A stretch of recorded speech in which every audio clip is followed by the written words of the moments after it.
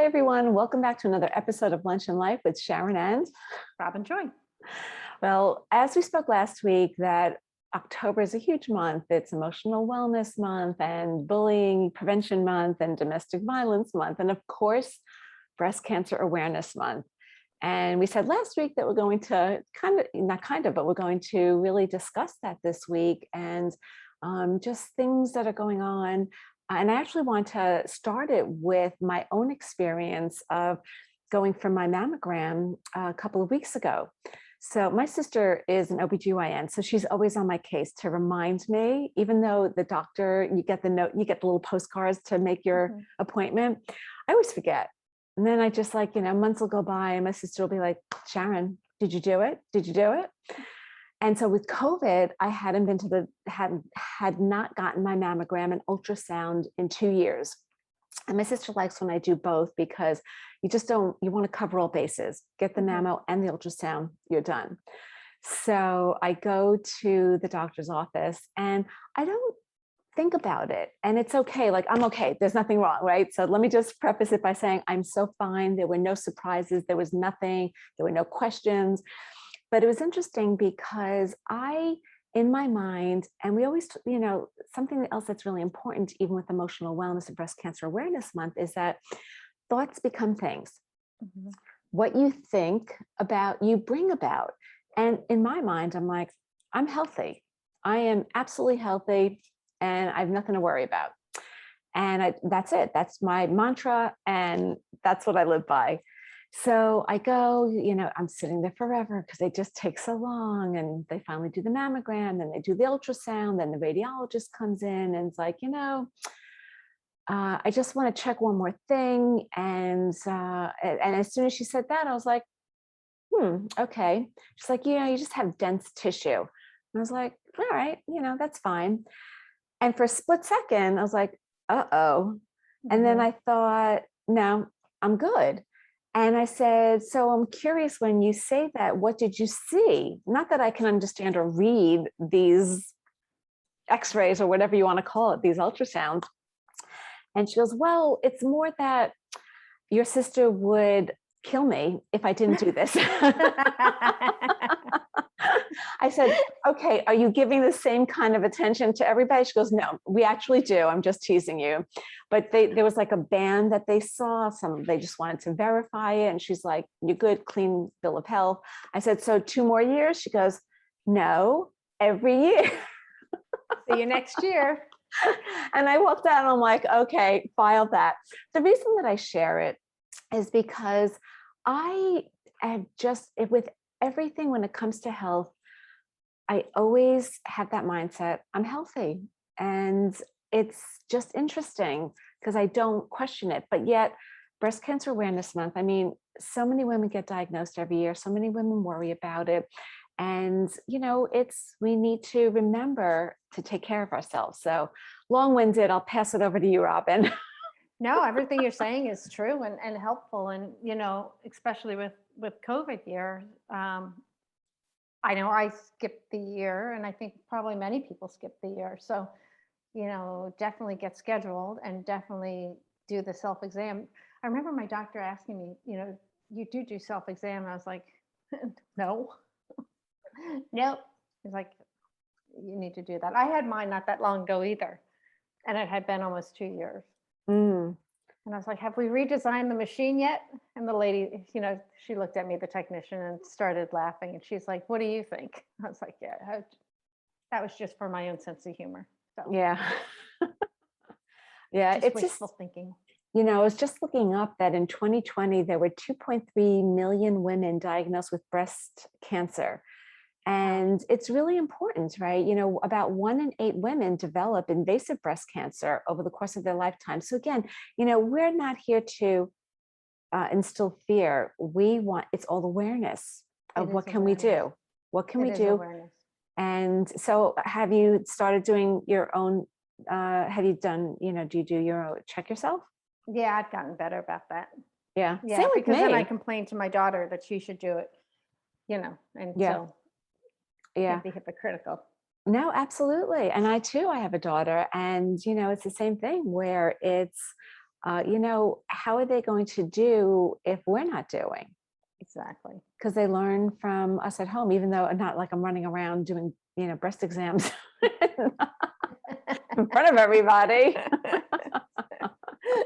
Exactly. But yeah, it's important, and I think I mentioned this even last year when we did this episode, a similar one, where a neighbor in my old neighborhood, she found a lump. Her husband found the lump, like right underneath. And when she went to the doctor, they were like, it's fine. Let's just keep an eye on it. And she's like, no, I want further testing. I want a biopsy done. They weren't going to do a biopsy. Wow.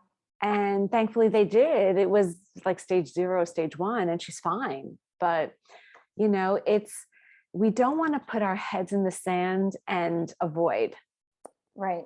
We Right, want to exactly. know, because the sooner we know, the sooner we have the information, the more empowered we are with our health, the more then that we can collect our resources, collect our team, and know what we need to do to take care of ourselves. Right. And, medicine has come a long way. So there's more options, and, there's absolutely all the facts are there that, the earlier detection is best. So Yeah. it isn't put your head in the sand. That's, you have to, and face it, you really do, because I think the options are much better. And things, as we've discussed as well, things like stress and eating properly and getting enough sleep, and the self-care of taking care of yourself, impacts your health as well. So even the way we breathe and drinking water. If we don't drink enough water, we're not allowing our bodies to do what they're supposed to do. Our kidneys don't filter well. That doesn't allow our livers to function properly. And we become dehydrated. It affects our moods. It affects our emotional well-being, and interestingly, I always talk about deep breathing exercises like square breathing, 4-7-8 breathing. I recently learned about oral posture. Are you familiar with that? no, tell us. So oral posture is really just how, it's so funny, as soon as I said that, we both kind of sat up. I'm following your lead. It's like, yeah, it has nothing to do with this posture of the body. It has to do with the posture of your tongue. And that when, there's a time for deep breathing exercises, just like when you're exercising, there's a time to do lunges or squats. And then there's a time for just regular movement, walking. And so oral posture is taking your tongue and putting it at the roof of your mouth so the tip hits the back of the front teeth. Okay. And when you're not talking, leaving it there and breathing with your mouth closed, but resting the tongue against the roof of the mouth, not just the tip, not like that. It's like you want to rest almost half your tongue against the roof of your mouth. So you're letting it sit against the roof. Not completely, but like the tip, right? And once you practice that, it's about breathing that way in and out through your nose. And they're not deep breaths, they're just regular breaths. But what that does, a couple of things, because our tongue really helps that oral posture of your face so that you're not forward or back. So it helps relieve neck pressure. But when you breathe that way, that also helps for your, like the vagus nerve, go from the sympathetic fight or flight to the parasympathetic rest and digest. So it's another way of helping to calm the body down, because you have to be very present when you're doing that. I know, I'm working on it. That's why I'm so quiet. And so you can only get like half your tongue up though. Yeah, you can't really get the whole tongue. But you have to really think about it. You do. But when you practice it, and I've been doing it a lot lately, but practicing that, it helps to relax the body. So when you're talking about the stress and sleep and everything for our wellness, breathing is up there with all of it. So I'm going to encourage everybody to practice that, and let us know in the comments if you do it, what it feels like, if you pay attention to it. Definitely. That's awesome. What's it called again? Oral posture. Oral posture. I like it. I know, right? Go figure. It's like you just keep learning something new. See? Thank you, Sharon. Yeah, because all of that then also helps us with our emotional wellness. And it just comes back to connecting to yourself, to your soul, and to Robin's famous questions that you should ask yourself in the morning. How do I want to feel? Number one. And number two is, what do I need to have happen for me today? Those are your two questions to answer and frankly, journal. Yeah.